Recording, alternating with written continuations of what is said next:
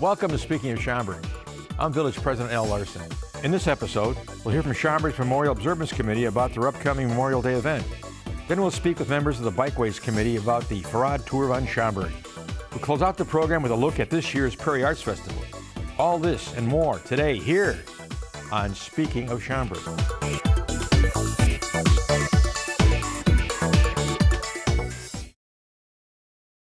Every year, the Village of Schaumburg co-sponsors a Memorial Day observance ceremony in honor of those who have given their lives for our country.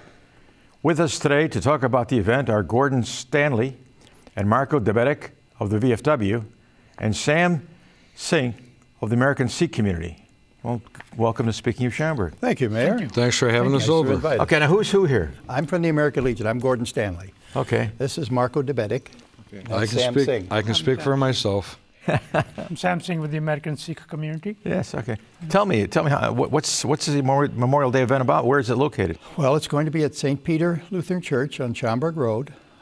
It's really a memorial for, as you mentioned, for veterans and people who are now serving and some of those who have passed on.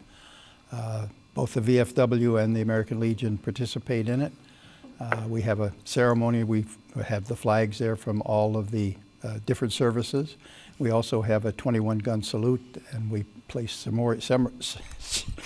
memorial reefs on the graves of some of the veterans. And taps will be played. And we'll also read the general orders from back in the Civil War, which really set up Memorial Day. Okay.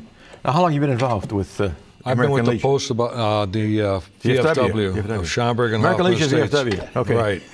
I belong to both, so you got to be careful. I counter-mingle. Go ahead, Ed. Okay, I've been with them for about 4 years. I'm going to be the upcoming commander that's coming in June.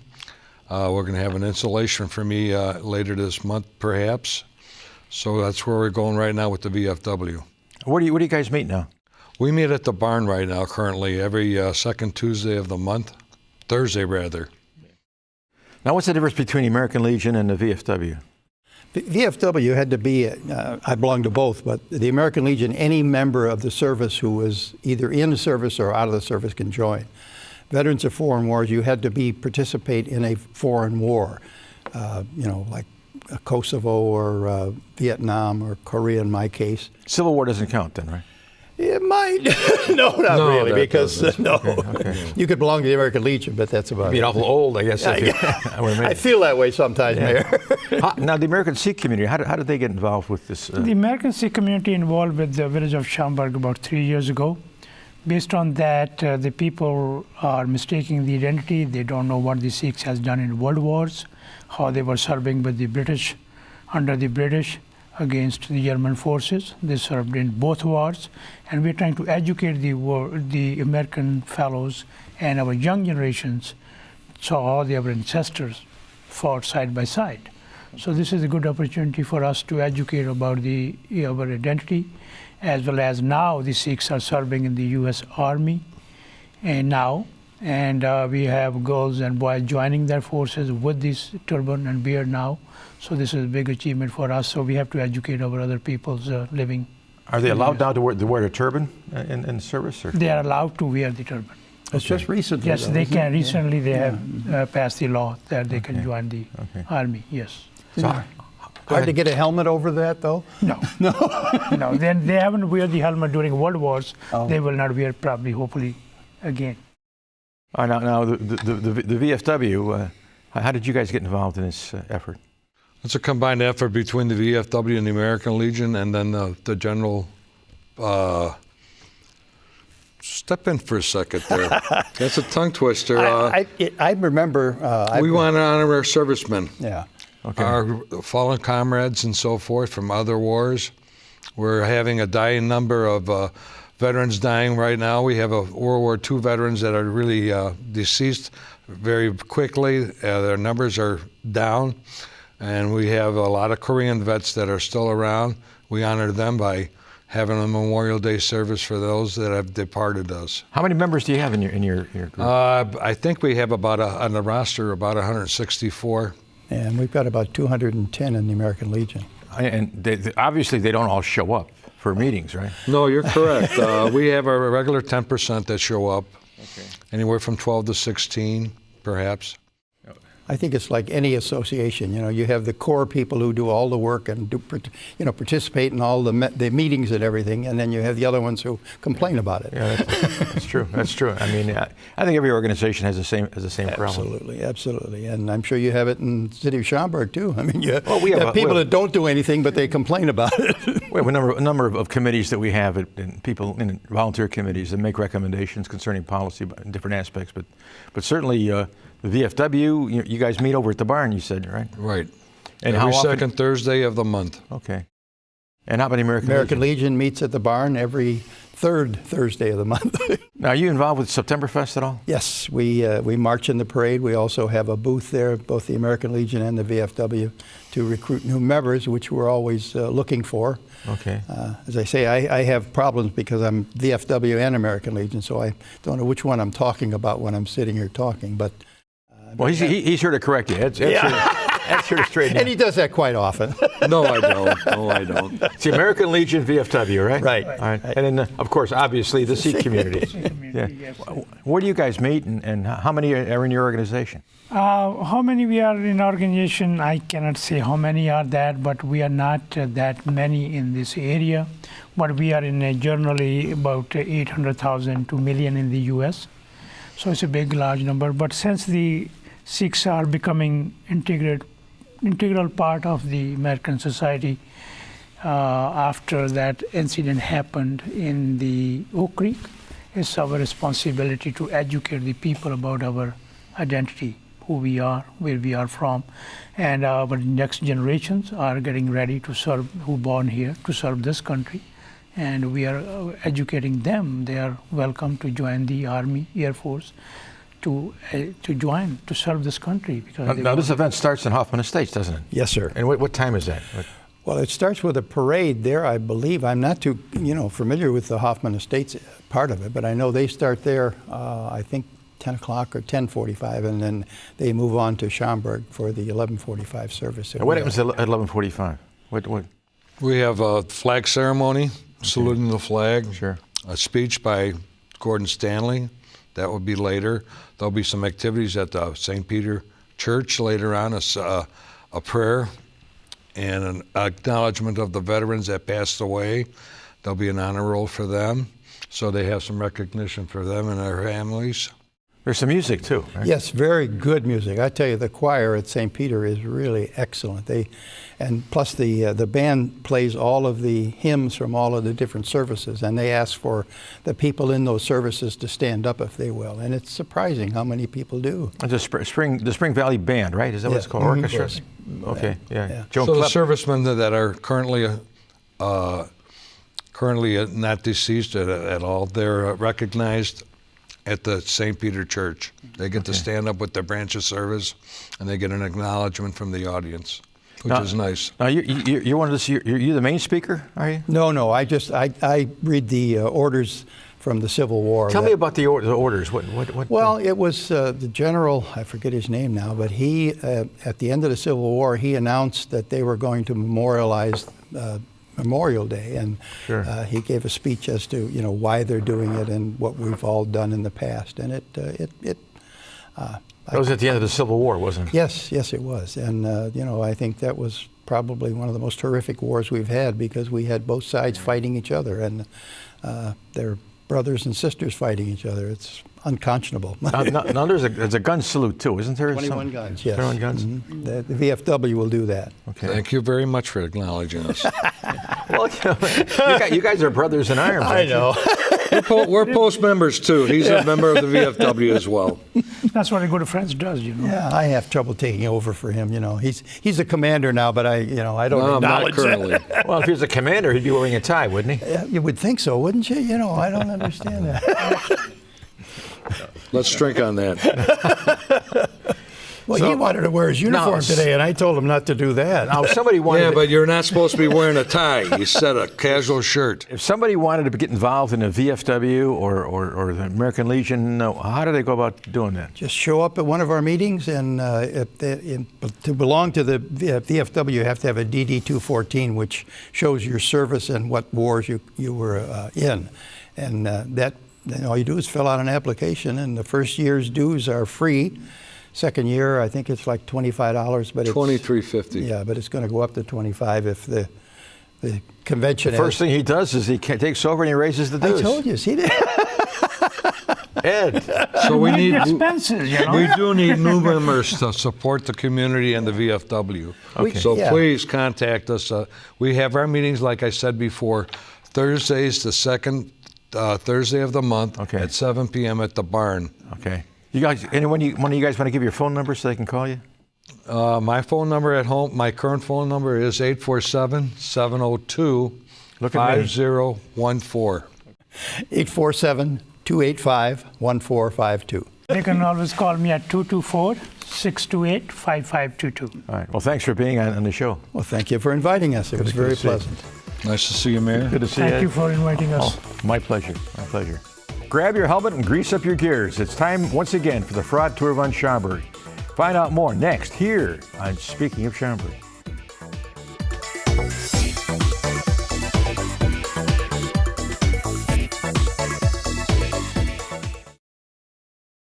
On May 19th, Schaumburg once again invites residents to hop on their bikes for a scenic hour-long tour through town for the annual Fahrrad Tour Von Schaumburg. Here to tell us about the event as well as what makes Schaumburg such a great bicycle riding community, our Bikeways Committee Chair Bob Pausch and Committee Member Frida Brown. Bob, Frida, thanks for coming. Thanks for asking us. Tell us about Fahrrad Tour Von Schaumburg. Where did the name come from? Well, it comes from the German heritage of Schaumburg, and Fahrrad is the German word, I believe, for bicycle. I knew German one time as a wee little kid, but I never knew that word. Okay. Now, it's a joint event between the Park District and the Village of Schaumburg. Now, you chair the Bikeways Committee. What does that entail? What do you do? Well, we do a lot of things. Number one, we try to promote bicycling in the community, and we also encourage walking and other kinds of active transportation as well, but mostly bicycling.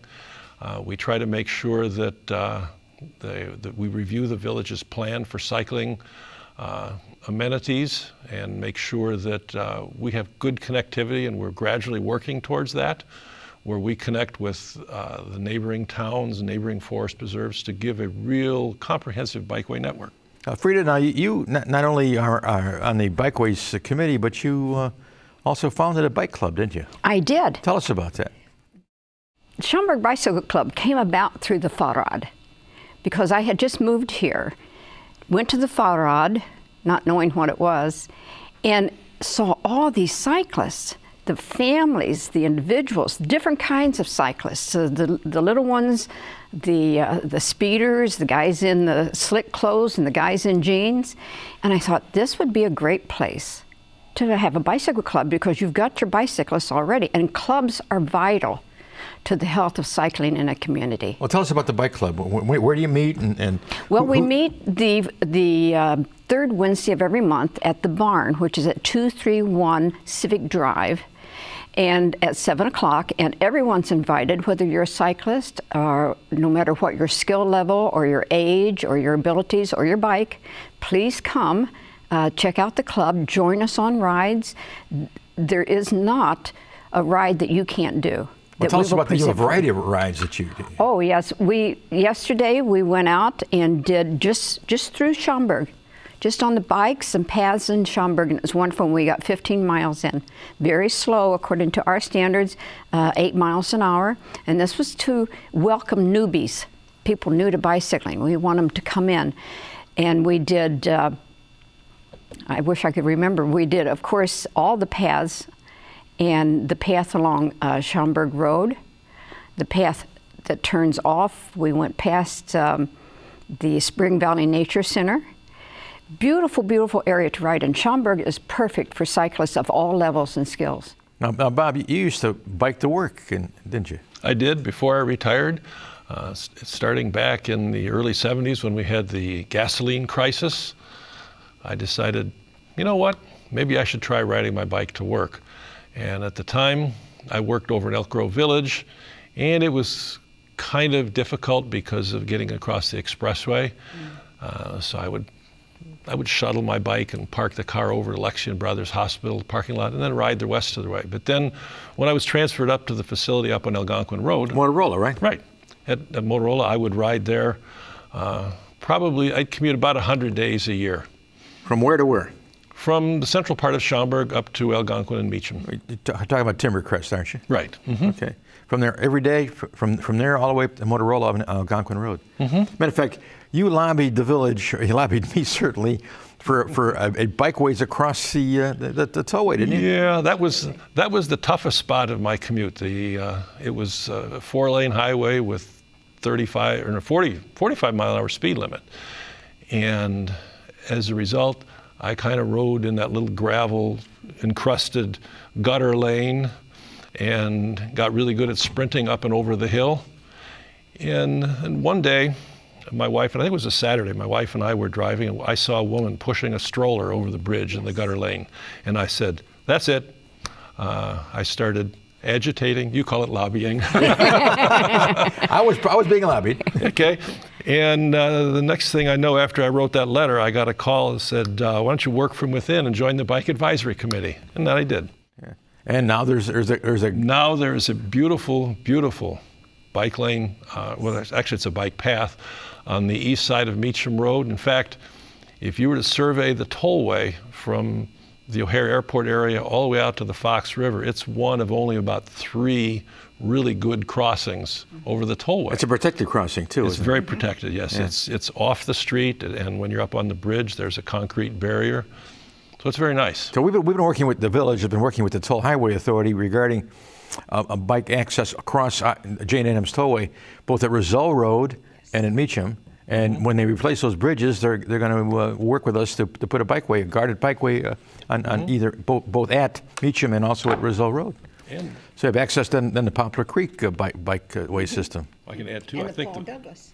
Paul Douglas, absolutely. Actually, and I think Hoffman Estates is looking at Barrington Road, trying to do the same thing. So that will put us in a very elite position, I think, on the tollway here in the Chicago area. Now, if somebody wanted to get involved on the Bikeways Committee or on the Bike Club, what should they do? Bob, what would you do? You're brand new here. You're not a member. You know, who do you call? Well, not Ghostbusters certainly, but who do you call? Well, I guess I would suggest you do what I did. You write a letter to the mayor and say, Mr. Mayor, I'm interested in the Bike Advisory Committee. I'd like to participate and be an active member of it. 101 Schaumburg Court. 101, well, you know it. 60193, area code 847. Yeah. You could send it to Bob Pausch in There you care go. of the Village of Schaumburg, and it would get to you. I think that might have to go by snail mail, though. I don't know that I have a village email account.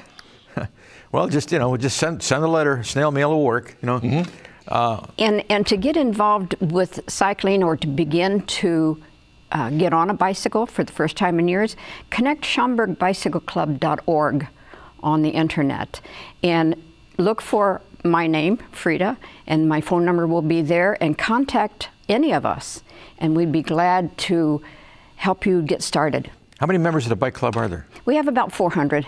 400? Yes. My, how you've grown. I tell you.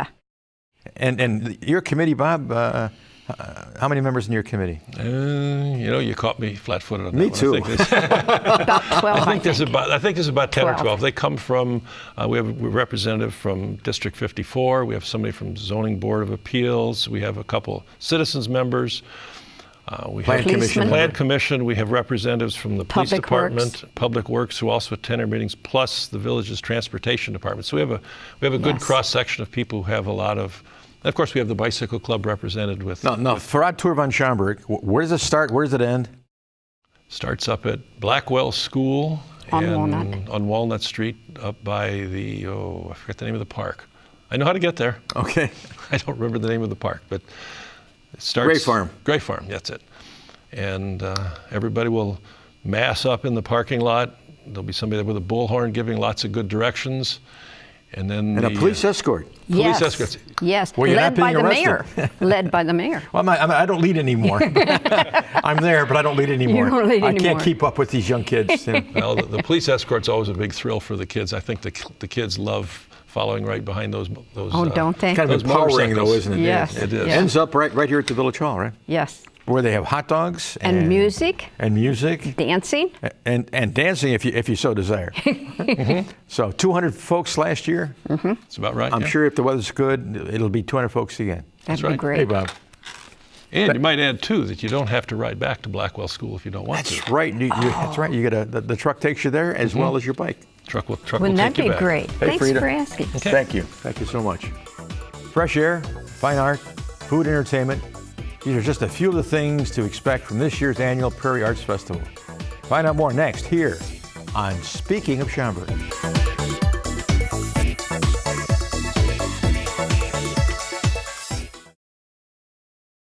This month, the Missile Center grounds will host Schaumburg's annual Prairie Arts Festival, featuring live entertainment, food, and the work of over 130 artists.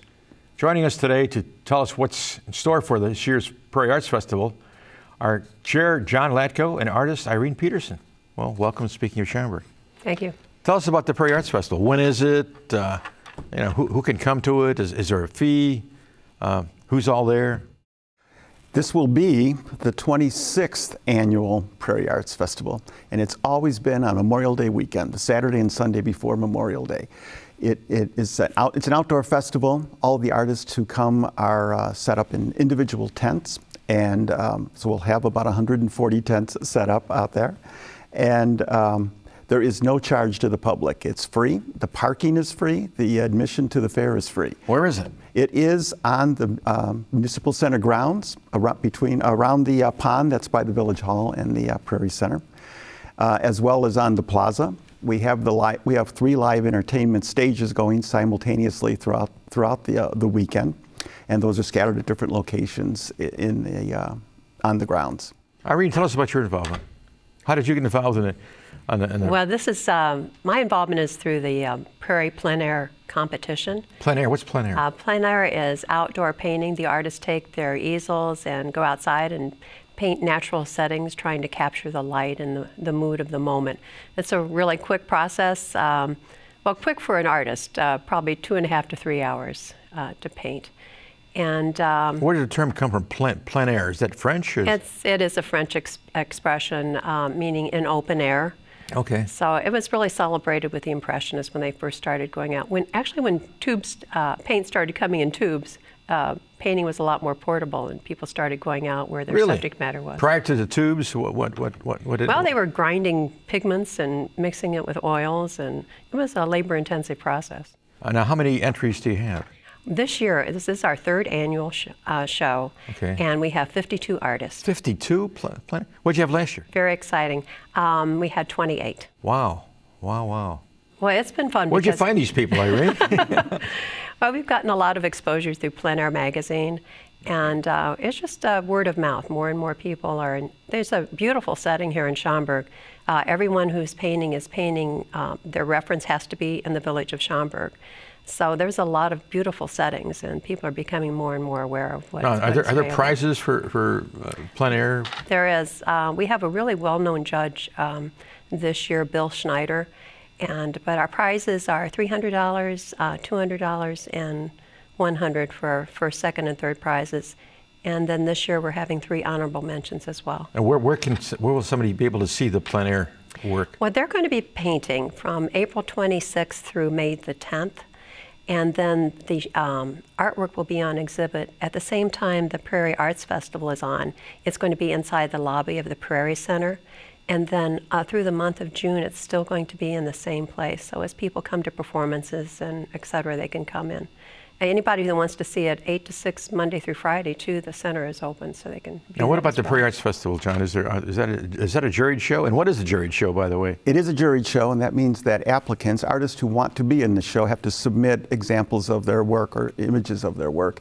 And a jury panel will decide if they are the right kind of work for the show. In other words, they want to be sure that the quality is there and that this is a fine art show, which includes painting, drawing, sculpture, fine crafts like ceramics, fine jewelry, fine woodwork. So all of those artists submit images and a resume, and the panel of jurors will decide if what they're showing is appropriate for this type of show. Now, what's your background as far as art is concerned? I am a retired art teacher. I did teach art in Schaumburg for 35 years. So Where? At Frost Junior High. Right there in Wise Road. Right on Wise Road, yes. So I did that, and I've been a member of the Cultural Commission here for 26 years. So that's part of it. Artists who come to the show, they come from a pretty wide and broad geographical area. Is that correct? They do. We have artists this year who are coming from Florida, from New Mexico, from West Virginia, but the majority of the artists are from the Midwest. You know, a lot of artists from Wisconsin, Michigan, Indiana, Illinois, of course, and I think Kentucky. You know, a lot of Midwest artists are here every year. How about Plen Art? I mean, is it? It's pretty local because we have 2 weeks to paint. It's in the village of Schaumburg, so they're painting for 2 weeks. They're dropping it off. Some of the oil paintings, they're being judged while they're wet. So then the artist comes and will pick it up and frame it so it's ready for the show. So there's a little bit more involvement. It really doesn't lend itself too well to people that are too far away from Schaumburg. I can see that. But now, what do you to test the increase in participants? I mean, you know, you almost doubled your participants from last year. It's more getting out there, making sure everyone knows about it, and I think word of mouth. People each year. The first year we had a lot of very local artists, and it's a good competition.